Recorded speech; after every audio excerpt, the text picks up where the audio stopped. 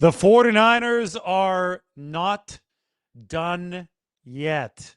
The strongest quote from John Lynch today here in Phoenix at the NFL owners meetings. We just got back from dinner here in Phoenix. This is Pizzeria Bianco. Guess who was seated at the table next to us? Pat McAfee and his entire crew. This won best pizza in the world not too long ago. The owner swung through and said hello as well.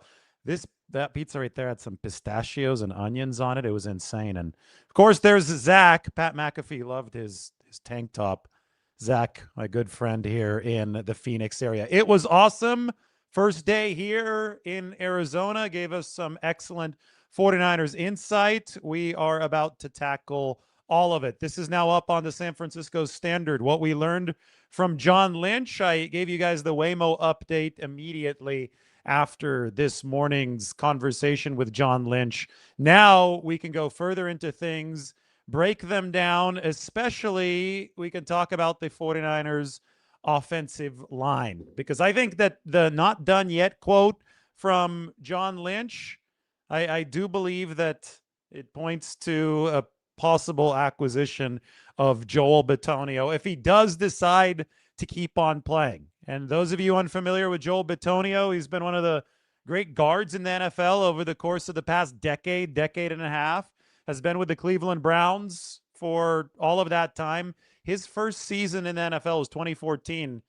Kyle Shanahan was the offensive coordinator of the Browns in 2014. Anyway, 49ers currently have Connor Colby and Nick Zakelj on the team as holdovers from last season. They're both going to be in that left guard battle. Then they have added Robert Jones and Brett Toth.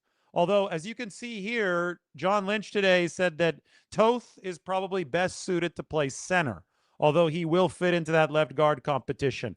But John Lynch was very, very clear in saying that although Jones is obviously an active competitor for that left guard spot, the 49ers are not done adding for that competition. Now, that can mean two things, or it could mean both of them.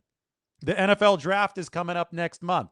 It's currently March 29th, so that is less than a month away. And Joel Bitonio is a potential target if he doesn't retire. He's at age 34, but he has still been playing really good football. And if you want to talk about building a dominant left side of the offensive line, well, Trent Williams is still a dominant player. And that was the headline today. The 49ers contract negotiations with Trent Williams. We assume that they're going to get those done. They're going to thread the needle that we can talk about right here. But even if you do get Trent Williams done, you want to make sure that left guard right next to him is also solidified. And maybe Robert Jones can do that. Maybe Brett Toth can do that. Maybe Connor Colby can take another step. But Trent Williams next to Joel Bitonio, those of you who have been wanting more investment into the offensive line, well, the 49ers have already shown that with the signings that they've made up front. That could be something that takes this to the very next level. Anyway, they've got to get this Trent Williams business taken care of. John Lynch believes that something might be coming up very soon. He says that there has been good progress made over the course of the last week or so. And he keeps on talking about a needle that the 49ers are going to have to thread. The needle is that there are realities regarding Trent Williams' age. He's going to be 38 in July, but he is one of the greatest to ever do it. And he still is playing at an extremely high level. So how do you balance this? How do you figure this out? We already have one clue as to what the 49ers are thinking about doing. They declined Williams' $10 million option about a week ago, which means that it's absorbed into his 2026 base salary. So he is now at a $46.3 million salary cap hit. And that means two things. It means that the 49ers, with that $46.3 million salary cap hit, would not have in-season maneuverability to be able to absorb any contract at any time. And a trade is functionally impossible because you need enough salary cap space to absorb a player immediately if you are going to trade for him. Who has $46.3 million of salary cap space sitting around? Only about 7 teams. So the potential pool of teams to whom the 49ers would be able to trade Trent Williams is at most a quarter of the league right now. And I'm not saying that they were planning to trade him in the first place, but I'm saying that the declination of the option bonus, which made the salary cap hit so much larger, basically put the 49ers on the path of you better get an extension done. And the only reason that they let that option bonus decline and they let the salary cap hit grow to 46.3 million is because they felt that there was good momentum toward getting something done with Trent Williams this offseason. So John Lynch is confident in that. And you could see here more guaranteed money for Williams, plus longer team control for the 49ers. That's the concession from Trent Williams. Can equal salary cap relief for the 49ers here in 2026. Lower that salary cap hit from 46.3 million to somewhere in the mid 20s. And it's something that the 49ers already successfully did with Williams in 2024. You're doing it again now. It's not Trent Williams being greedy. A lot of fans don't understand that this contract was signed back in 2024 with the assumption and understanding that there would be a renegotiation ahead of the lame duck year in 2026. We've naturally reached that point. Business is business. Business has to get done. 49ers and Trent Williams are on their way to getting this business done. When they did this in 2024, the 49ers gave Trent Williams 2 new years at $48 million fully guaranteed. That came out to $24 million fully guaranteed per season. The highest paid tackle in the league makes $28.5 million fully guaranteed. Well, 28.5 million average per year, not fully guaranteed. There's a big distinction there. So the 49ers also gave Trent Williams a 2026 season on that deal, which wasn't an extra year. It wasn't one of those 2 extra years. It was a fluff year that didn't have any guaranteed money, that pushed his average per year. If you included it with the other 2 years that they gave him, it pushed his average per year up to above the top of the league at the time. It pushed him up to, I think, 27.5 million per year. He has since been exceeded by Rashawn Slater, who's at 28.5 million per year. So I think that Trent Williams wants to be again near or at the top of the APY for tackles. But most important is going to be the amount of fully guaranteed money that goes to him, not only in 2026, but also in 2027, when the 49ers are going to get that extra year of team control. Again, back in 2024, when they exacted control over 2025, then the 49ers paid $48 million fully guaranteed for it, $24 million fully guaranteed for 2 years. What will they do for 2026 and then 2027? The equation is a little bit different this time around because Trent Williams is entering his age 38 season. So you've got to balance it that way. And John Lynch, I think, illustrated it really, really well. And I have it written up here on the San Francisco Standard. The quote is, there's a lot of nuance to the situation. He's one of the great players to ever play the game, but there's a reality with his age. So how do you thread that needle? How do you make sure everyone's taken care of? That's how the 49ers are trying to figure stuff out right now with Trent Williams. And that's where the context lies as we discuss the momentum behind the deal. There's a whole heck of a lot more, including talk of the wide receiver position. Now, Shanahan or Lynch had an interesting quote. We'll see what Shanahan says tomorrow. But John Lynch said that I probably wouldn't expect to draft a receiver early. And I've got an asterisk for that, but we'll go into that in a little bit. But he did acknowledge that the 49ers almost certainly will draft a receiver. Take a look at the quote on the right here, and then we'll look at the reality of the situation.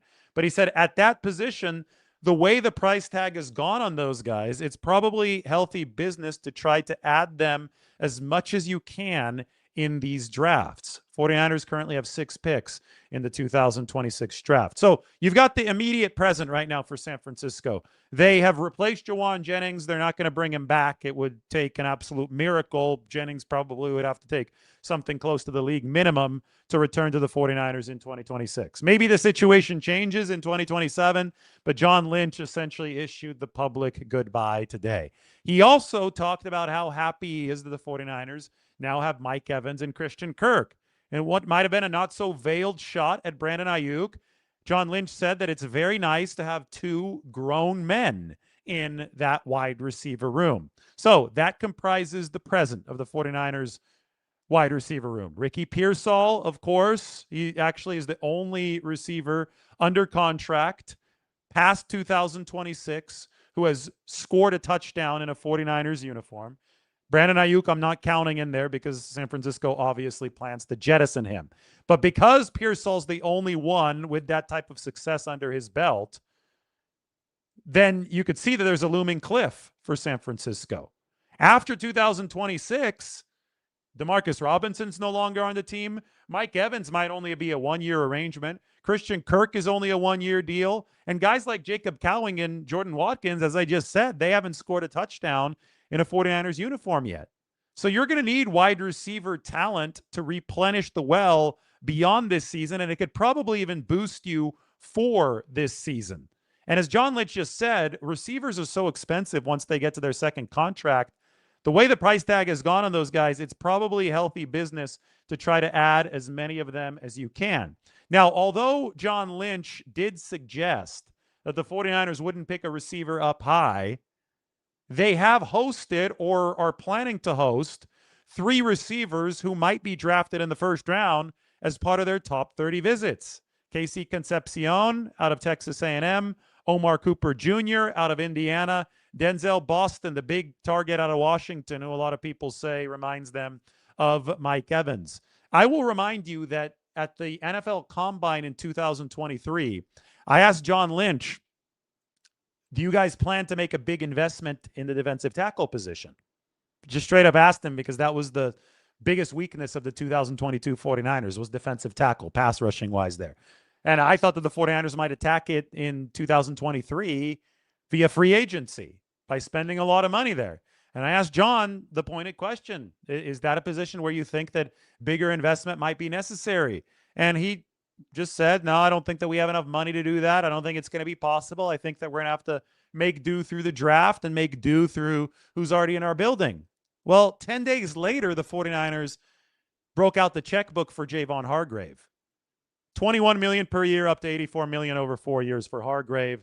About 2 weeks after John Lynch said that the 49ers probably would not make a big expenditure along the interior defensive line. The lesson from that is that it is in Lynch's best interest right now to obscure the 49ers' plans. Now, it's hard to fully obscure the top 30 visit list. And we have the top 30 visit list, or at least part of it, and we know that 3 big-name wide receivers are going to be making their way through Santa Clara this draft season, at least 3 big-name wide receivers. And I don't think that the 49ers would host them for no reason. I think that a receiver in the first round is still on the table because the situation in the 49ers receiving room, that imminent fall off of a cliff after 2026 is very apparent. So just because John Lynch said what he did today, consider history and consider the 49ers situation. I think it still is very, very possible that this team goes after a wideout early in the 2026 draft. Now, the 49ers, we've got some of the injury updates today. Why don't we just go through some of these in case you guys haven't had a chance to catch up on the Casper video from this morning. Highly recommend that you watch that. But I like this because the AI made, even though it has the wrong number, it made a George Kittle golfing picture. He is targeting a 9-month return from his Achilles injury. And yes, he was recently seen golfing without a boot. John Lynch is hopeful that George Kittle is back week 1 in Australia. But Nick Martin has been cleared from concussion protocol. That happened as soon as the season ended. He obviously is a critical piece with Dre Greenlaw and D. Winters only under contract this season. You want as much depth as possible, but you also want to make sure that just like the receiver room, the linebacker room does not fall off of a cliff after this season. Target for the start of training camp, Nick Bosa and Mykel Williams. He tore his ACL 6 weeks after Bosa. Obviously, he faces a slightly longer timeline, but Williams and his recovery is going well. And then we can check out George Kittle golfing again. Great little picture. Maybe he's back in time for that season opener against the Rams. Of course, today featured hopefully the last Substation talk. that we will ever have to listen to. But the 49ers hired a scientist to go check out the substation and make his EMF measurements, and apparently they came 400 times lower than unsafe zones. Those were the words of John Lynch. So there's obviously a conspiracy theory about the substation. Apparently, John was not asked about it at all during free agency. I think the proof there is in the pudding. The 49ers got a lot of players at bargain rates. John Lynch called it a nothing burger today.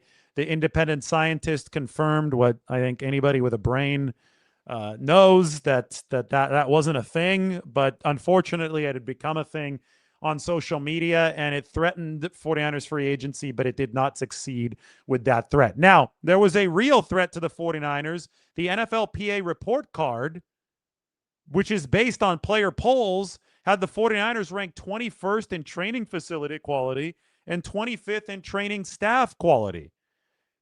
The 49ers ended up running a survey of their own players to figure out exactly what they could improve.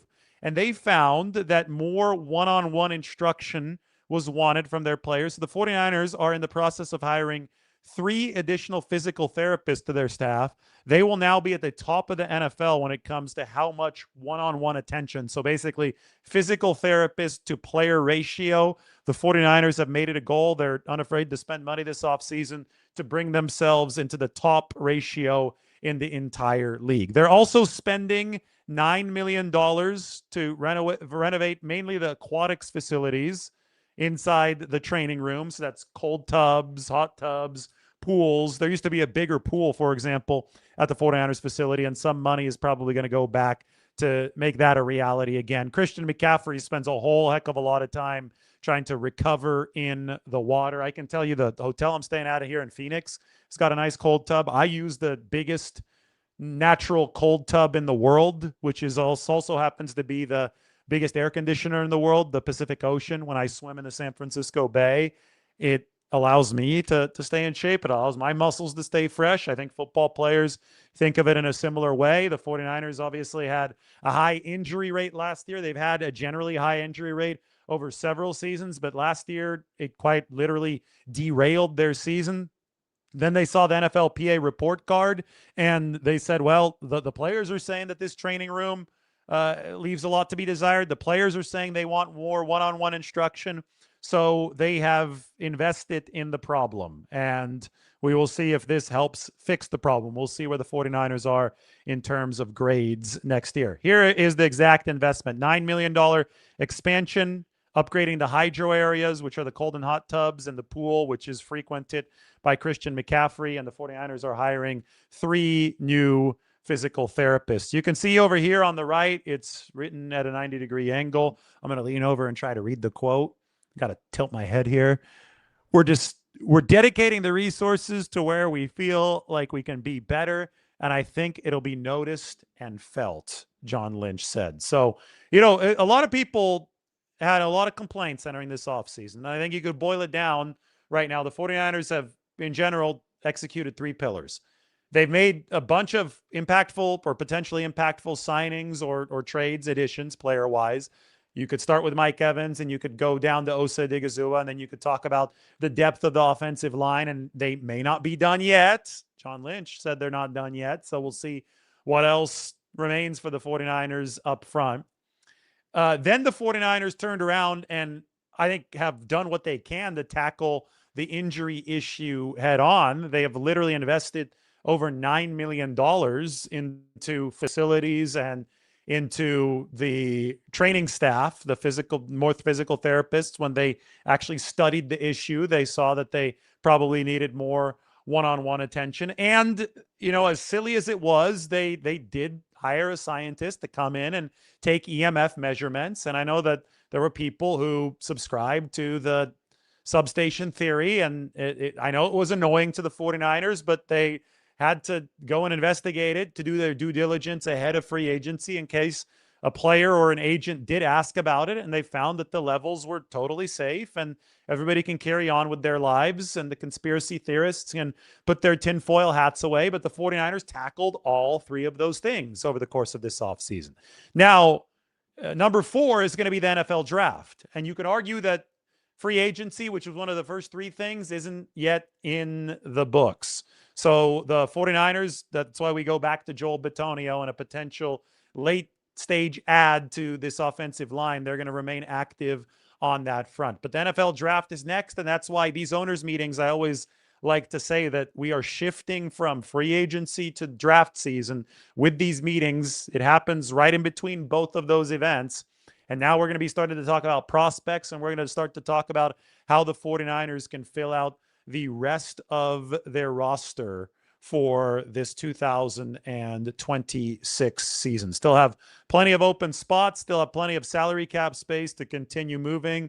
It has been a financially efficient offseason. That picture is from the NFL Combine in Indianapolis, where it was much cooler than it is here in Phoenix. You know, we ran into Pat McAfee at dinner, and he was saying it's going to be 170 degrees tomorrow when we're doing our show outside here in Phoenix. So, I mean, tune into Pat tomorrow. He'll probably be sweating his way through the show, but I'm sure a lot of people will be watching. It is hot here in Phoenix. So John Lynch, a long way away from Indianapolis, and it was only, a month ago or so when he gave us the preview of what to expect in NFL free agency. Now he's given us the preview of what to expect in the NFL draft. Good crowd of you in here. It is a Sunday night. I'm sure a lot of you saw the video earlier this morning and are wondering what's next. Well, Kyle Shanahan tomorrow morning, bright and early, 7:45 a.m. for Shanahan at the NFC Coaches Breakfast. So I will have that fully covered. We'll have video of Kyle Shanahan up immediately after he speaks. When that's done, I'll head back here to the hotel. I'll probably lay out by the pool tomorrow. I'll write an article on Kyle Shanahan, and then I've got the big party tomorrow night before it's time to head back home. Right now, I'm ready to answer a few of your questions. Terry says it's past his bedtime. Well, I'm sorry about that, Terry, but maybe you're on the East Coast or somewhere. Hopefully you enjoyed enough of this show, but if you have a question, put it in right now, and I'll try to answer it so you can get off to bed. Otherwise, I'll answer somebody else's question. So let's take a look. We've got a question. How many roster spots left? This is a good one as we wait for Terry to ask his potential question before he heads off to bed. Oops, we got here. I accidentally went to Google, and let me just close that out. Let me open up my depth chart, 90-man depth chart. All right, there we go. And now we can toss this thing onto the screen. All right, so the question is,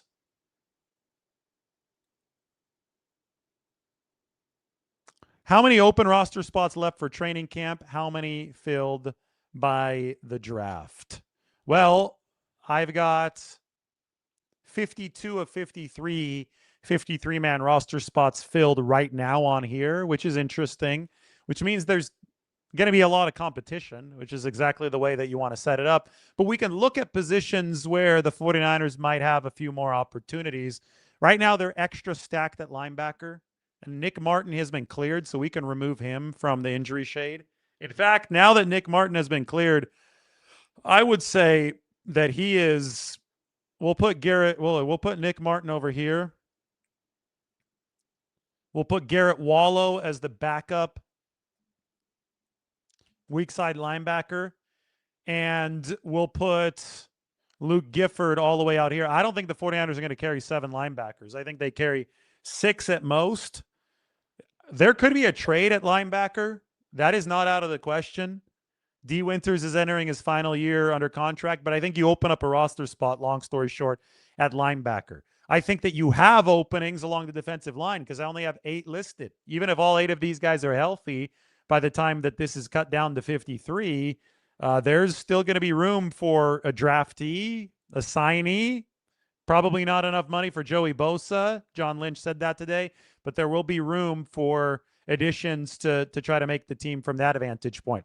I think that it might be an outside looking in battle for Austin Pleasance to make this team, especially if the 49ers add Joel Bitonio or somebody else along the offensive line. Sounds like they really believe in Vidarian Lowe to be a true swing tackle, to play both left and right tackle which would make it very, very difficult for them to carry 2 backup tackles on the 53. So that opens up yet another spot. That leaves them at like 3 or 4 open spots if we're just spitballing. Not sure when George Kittle is going to be back. They're hoping for week 1. They've got a group of tight ends here. Does Luke Farrell make it all the way to the cut down? We shall see. 6 wide receivers. I think it's at this point safe to say these 6 guys are projecting to be on the inside of the picture.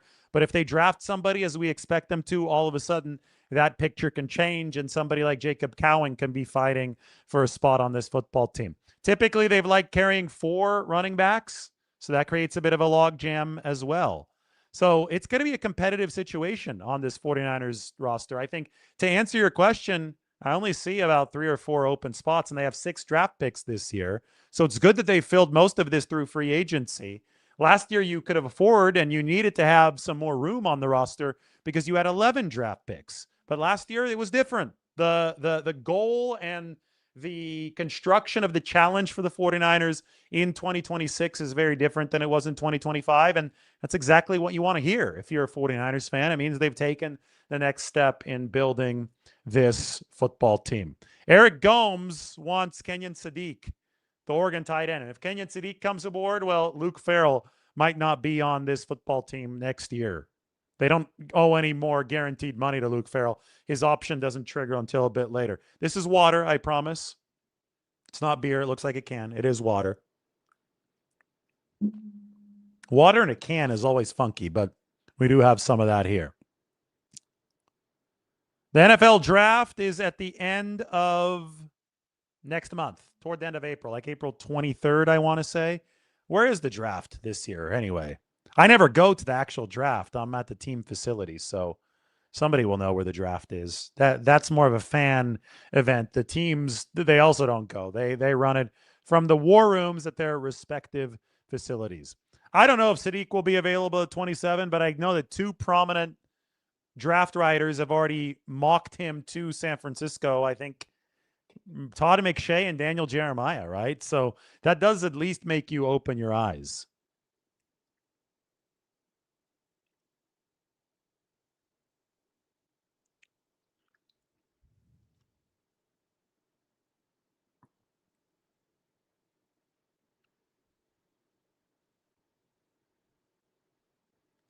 I am looking for some more questions.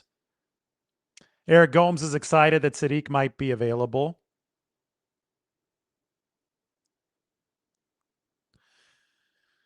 Lynch was speaking to reporters who covered the 49ers today. He was not speaking to national reporters. So today's conference with Lynch was about the 49ers in specific. He might talk to national shows this week about more general stuff, about his time on the competition committee. That's keeping him busy this week. But today specifically was about the 49ers. Did I shave? Did it look like I shaved? No, I didn't shave. Look, the lighting may make it look like I shaved, but you could tell I have a beard here. The camera is good enough quality, right? It's gonna take a few days, but the beard will come in. And I think we're going to go with the beard, at least for the month of April. We'll see exactly how we style it for the NFL draft. But April really is the quietest month of the year typically. That and early July before training camp. But April, it's just a bunch of draft speculation. There hardly ever is hard, concrete news up until the draft comes, and then it's going to be good. But no, the beard has not been shaved. It is starting to come in.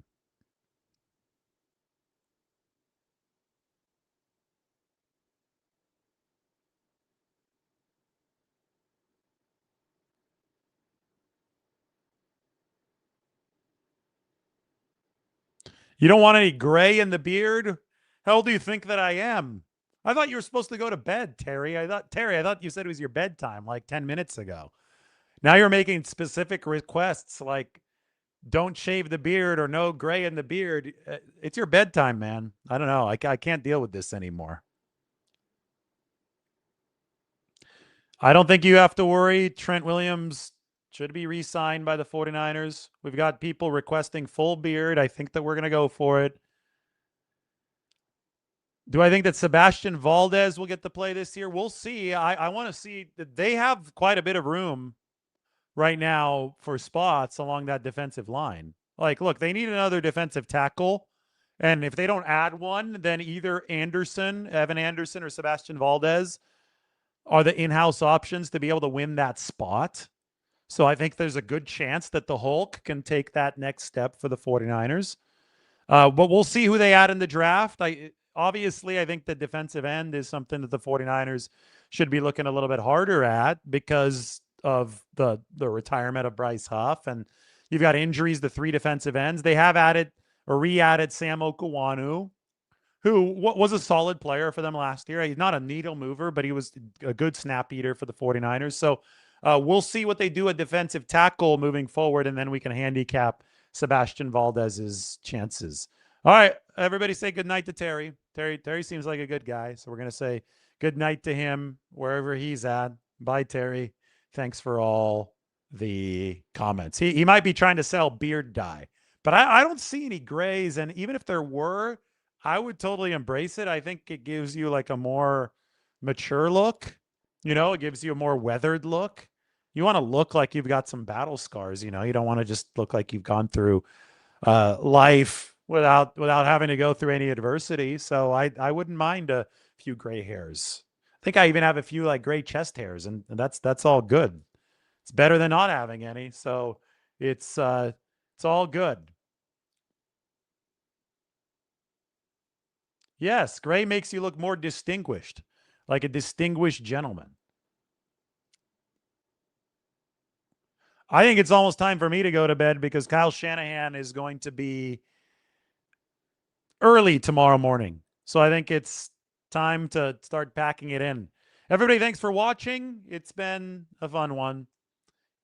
Alarm bell. Make sure you hit the notification button on your YouTube and hit the subscribe button, because if you want to see the full legendary Kyle Shanahan annual owners meetings breakfast interview, you're going to be able to see it here first. It's going to be on this channel first. And we're going to have the good mic over by Kyle Shanahan. Everything's going to be set up, and we're going to upload that, and it will be up probably around, be ready for it around 8:30 or so. Kyle's going to speak at 7:45, so we're going to get that up right away in the morning. Hope that you are looking forward to it. We'll talk to you soon.